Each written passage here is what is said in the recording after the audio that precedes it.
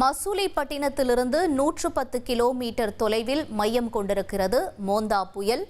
கூடுதல் விவரங்களோடு செய்தியாளர் தாய்மானவன் இணைகிறார். தாய்மானவன், தொடர்ந்து இந்த புயல் எப்ப கரையை கடக்கும்னு எதிர்பார்க்கப்படுது? மேலும் நிலவரம் என்ன தாய்மானவன்? மோந்தா புயலானது இன்று காலை தீவிர புயலாக வலுப்பெற்ற ஒரு சூழல தற்போது வடமேற்கு திசையை நோக்கி மெல்ல இந்த புயலானது நகர்ந்து வருகிறது. சுமார் மணிக்கு 10 கிலோமீட்டர் வேகத்துல இந்த புயலுடைய நகர்வின் வேகம் என்பது இருந்து வருகிறது. இன்று காலை 15 கிலோமீட்டர் வேகத்திலும் அதன் பிறகாக 12 கிலோமீட்டர் வேகத்திலும் இதனுடைய வேகம் என்பது இருந்த ஒரு சூழல தற்போது வேகம் படிப்படியாக குறைந்திருக்கிறது. 10 கிலோமீட்டர் வேகத்துல மெல்ல இந்த புயல் நகர்ந்து வருவதாக தகவல்கள் வெளியிடப்பட்டிருக்கிறது. வடமேற்கு திசையை நோக்கி நகர்ந்து வரக்கூடிய இந்த தீவிர புயலானது மச்சிலிப்பட்டினத்திற்கு தென்கிழக்கே சுமார் 110 கிலோமீட்டர் தொலைவுல மையம் கொண்டிருக்கிறது.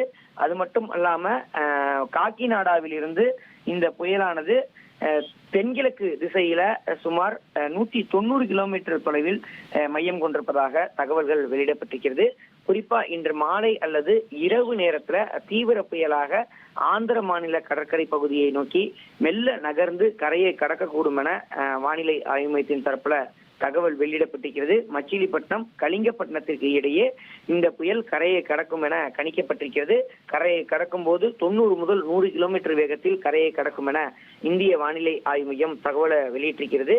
குறிப்பாக இந்த புயல் கரையை கடக்கும் போது பலத்த காற்று வீசுவதோடு மட்டுமல்லாம குறிப்பாக வங்கக்கடல் முழுவதுமே பலத்த காற்று வீசக்கூடும் என்பதால் மீனவர்கள் குறிப்பிட்ட பல்வேறு பகுதிகளுக்கு மீன்பிடிக்க செல்ல வேண்டாம் எனவும் ஆழ்கடலுக்கு மீன்பிடிக்க சென்றவர்கள் மீண்டும் கரைக்கு திரும்புமாறும் ஏற்கனவே அறிவிப்பு என்பது வெளியிடப்பட்டிருந்தது. தமிழகத்தை பொறுத்தமட்டில் இந்த புயலுடைய தாக்கம் என்பது குறைவாக இருக்கும்.